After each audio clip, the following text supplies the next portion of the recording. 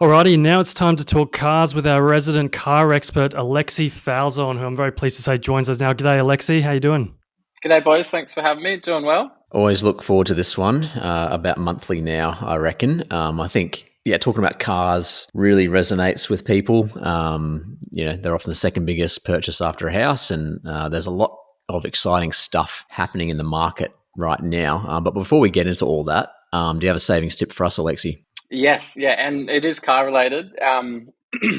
Like, I'm sure people are pretty well behaved with this, but it does need to be reiterated. If you're looking at a secondhand car, please get a pre-purchase inspection done. For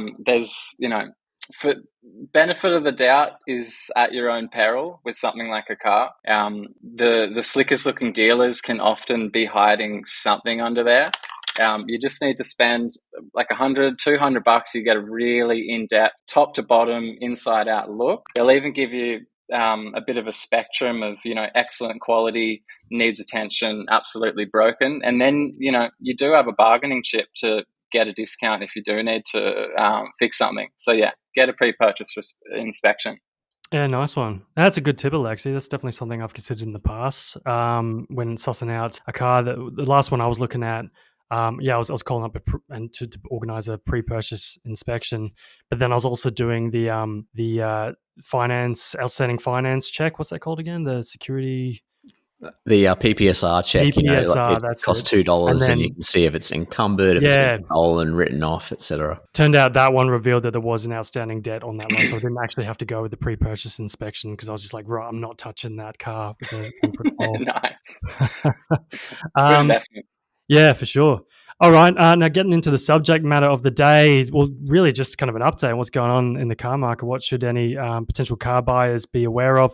We've got the latest VFAX data on car sales out for, is it March, April? But you can clarify that. But what's the data telling us at the moment? Yeah, so it was April and stormy skies. It was actually a pretty deep dip. Sales were down 5%. That's 21,000 fewer vehicles than the same point last year. I guess we need to factor in, it was, there was a lot of public holidays through April. But I think some industry trends are kind of catching up and the wallets are getting a little bit tight.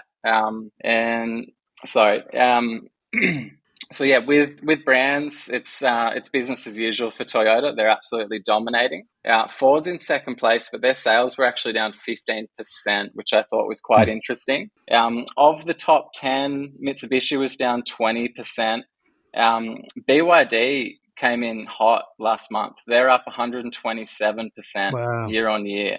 So they're in the top 10, and I think moving forward, they're not going to be leaving that top 10 winners circle. It's really interesting to see the gradual changing of the guard in terms of the top 10 vehicles. I actually saw a meme this morning about, oh, honey, let's get another RAV4, and the guy's face is like, oh my God, like it's probably the most boring vehicle, but they're popular for a reason. But let's talk about the Chinese manufacturers. I've been in the back of a BYD a few times for an Uber, and they're actually pretty good. So what would be your pick of the Chinese brands like MG, BYD, Great Wall, and all the others? I'm sure I've missed a ton, but yeah, like what would be your pick? Yeah, I think three new manufacturers just came to market as he finished that sentence. That we're swimming in them. We can't get enough, it seems, of a bargain. Personal preference, subjective call, obviously. BYD, I would be going for, personally. I think they kind of their interiors look good. Looks are one thing, but it's really when you get your hands on it, you start scratching stuff and giving it a little bend test. And you never want to get too much flex or a rattle, especially when it's basically a brand new car. BYD interiors are top notch. They do look good. A few styling cues are probably borrowed from some Western manufacturers, but it still looks good as a complete package. So yeah, it's a pretty good time to be a new car buyer in Australia, especially when you consider that sales are down 20-odd thousand from this time last year. So if you're walking into a dealership, I'd say they'd be pretty hungry for your business. Yeah, sounds like a car buyer's market, which is always good for us. Alexi, on the sort of the Chinese sort of emergence when it comes to car manufacturing, I want you to pull out your crystal ball and tell me, perhaps in the next 10, 20 years or so, could we see a Chinese manufacturer toppling Toyota as the top selling car manufacturer of the world? Yes. Yeah, Wow. I would say a pretty direct yes, and it's more a matter of when rather than if it's actually going to happen. I think in Australia we're pretty rusted on when it comes to Hiluxes, Land Cruisers, all of that.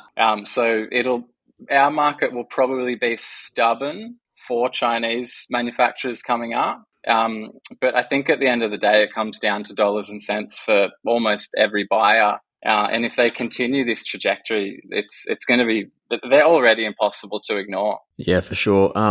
Just on that too, like it seems like every sort of decade has a different, I guess, Asian manufacturer coming to the foreground. So like in the 70s and 80s, it was those Japanese ones. In the 90s, it was the Koreans, so Hyundai and Kia. Now it seems to be Chinese. Where's the next sort of market that's going to try and saturate Australia with their vehicles, do you reckon? Yeah, well, that's a good question. I think it'll just be a hyper concentration of what we're already getting from China. And I mean, interestingly enough, there was more Chinese cars that actually were sold here through this first quarter than from South Korea. So that kind of shows that the shift is already happening. And buyers just can't get enough of them. GWM, they're up 17% just last month. BYD, like I said, 130%. Chery is nearly 300%. So Chery's selling more than VW, Mercedes, Lexus, Suzuki, and Honda, if you can believe that. Wowee. No, it definitely sounds like a real changing of the guard that's happening right now. Another brand that I don't think we haven't mentioned, but in previous episodes we have, is Tesla, which is, I believe, still continuing to slide in terms of sales. What's going on there? Yeah, look, it's they had a shocker. They had an absolute shocker last month, and I'm sure the PR team would be quick to correct me, saying that it's due to a stock inventory thing. They're moving to basically an upgraded Model Y. So the Model Y is the SUV style Tesla. They've got a new one, an updated one, called the Juniper. So I think there's been a little bit of reshuffling of the inventory there, but they sold 500 vehicles down. They sold 500 vehicles last month, and that's down from more than 2,000 the same point last year. So we're talking about a 76% drop, which is hard to put solely on inventory when there's been all these other kind of factors happening in the background. We'll have a pretty clear picture in another month or two, especially when the new one does hit the road. But I was just on their website just before we had this chat, and they're offering an $11,000 discount on a Model Y. So that would point to the fact that they're under some pressure to shift some units. For sure. Now we'll move slightly to like the ute segment. Nowadays, especially down here in Melbourne, you don't have to go far to find a Ram 1500 because you get cheaper rego if you can say that your vehicle is light commercial for work purposes. And people hate them because they take up a lot of room in the car park, and the people that drive them tend to drive like absolute tosses. So, but let's just get a bit of a bead from yourself as to like what's happening with this market, and then can we tie that into if there's any electric utes out there at the moment that are worth mentioning as well? Yeah. Well, all signs are pointing to the momentum is like the winds is out of the sail for these like triple XL American trucks. So they came onto the market quite hot. Ram obviously pioneered the segment, but then we had Ford come out with an F-150. Toyota, actually, I'll correct myself, the Silverado was doing a bit of work alongside Ram. But they're actually down 25% this last month compared to 12 months ago. So that would suggest to me that the early adopters were super keen. They came in, they threw down. They're not cheap vehicles. We're talking like starting prices north of 120K. Crazy. To, the sky's the limit. And I think basically the early adopters were there. The momentum has really slowed down. and I think will continue to, because like you say, they're a big thing to live with. They're obviously really expensive to purchase, to run. Imagine the fuel bills on something like that. And yeah, I just, heaven forbid that you have to park that thing on a daily basis. It would just be a nightmare. Just to link back to what you're asking, there are some full-sized electric trucks, but I think more realistically, we're going to move to, buyers at least will be moving towards plug-in hybrids. So Ford's got a plug-in hybrid Ranger. BYD, obviously the Shark 6, that's selling like hotcakes. A big part of the reason why BYD is growing so much is down to the fact that Aussies are loving the Shark 6. Yeah, whenever I'm getting tailgated by one of those double XL utes, I just think, step out of the vehicle. Let me see how big you really are. See how tough you really are. You know? Tom, look, they're great. Road rage on the Because you're behind a big car, but come on, let just Anyway, it's the old theory that they're compensating for something. Anyway, they're great at what they do, and I'm sure they're actually they're coming in handy for people that are towing massive things and living out on a farm. Like, they're great for that.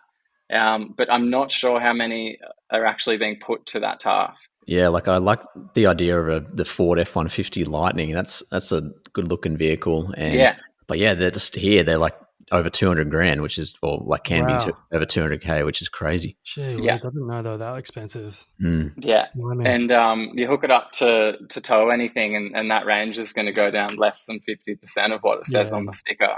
Fair.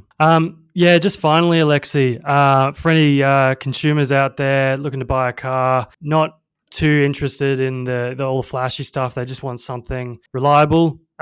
What's currently offering the best best bang for their buck? Yeah, look, good bang for buck options. We're coming to the end of a life cycle for a few good sellers. So like the Kia Sportage, the Mazda CX-5, so your typical kind of mid-size SUV. They're going to be replaced with a new generation, and I think they're actually a pretty good deal if you're looking for particularly a lower spec to a mid-grade. There's a lot to like about those options.